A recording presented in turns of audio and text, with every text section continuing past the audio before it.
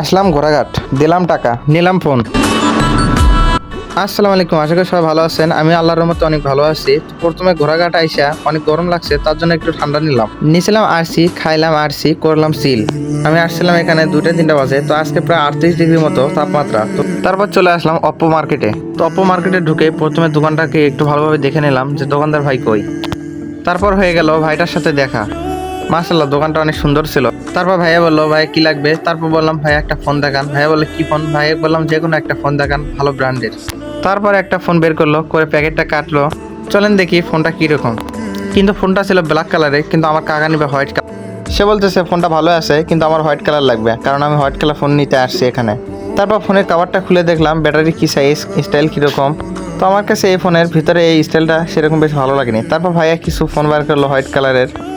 তো এই ফোনটা আমার কাকার অনেক পছন্দ হয়েছিল, আর আমার একটা পছন্দ হয়েছিল যেটা আমি হাতে আসি, এটা আমার অনেক পছন্দ হয়েছিল। তো কাকাকে বললাম কাকা এটাই নাও। তারপর অনেক কালার ফোন দেখাচ্ছিল। তারপরে এখানে যা ঘটে গেল আপনার শুনে নিন। আপনি কি কোনো ফুটেজ দিচ্ছেন? দোকানদার ভাই আমাকে বলতেছে আপনি ভিডিও করতেছেন কেন। আমি বললাম ভাইয়া ব্লগ ভিডিও বানাইতেছি। তো সবাই খেয়াল করবেন, ভাইয়া কিন্তু সবসময় হাসি খুশি থাকে। ভাইয়া হাসিটা কিন্তু অনেক সুন্দর ছিল। সবাই এরকম হাসি খুশি থাকার চেষ্টা করবেন, তাহলে হাজার কষ্টের মাঝে একটা হাসি যথেষ্ট মন ভালো করার ওষুধ হিসেবে। তো মার্কেটটা ছিল অপ্পো মার্কেট। তো শোরুম অবস্থানটা ছিল ঘোড়াঘাট শপিং মার্কেট, রাস্তার উত্তর পাশে। তারপর আমার কাকার একটা ফোন পছন্দ হয়ে গেল।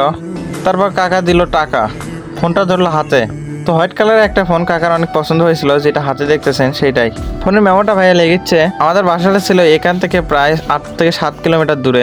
তাই জন্য আমরা একটু তাড়াতাড়ি চেষ্টা করতেছিলাম বাসায় যাওয়ার জন্য, যাতে যাতে সন্ধ্যা বাজে যাবে। তো ভাইয়া ছটপট করে মেমোটা লিখে রেডি করে আমাদের হাতে তুলে দিল।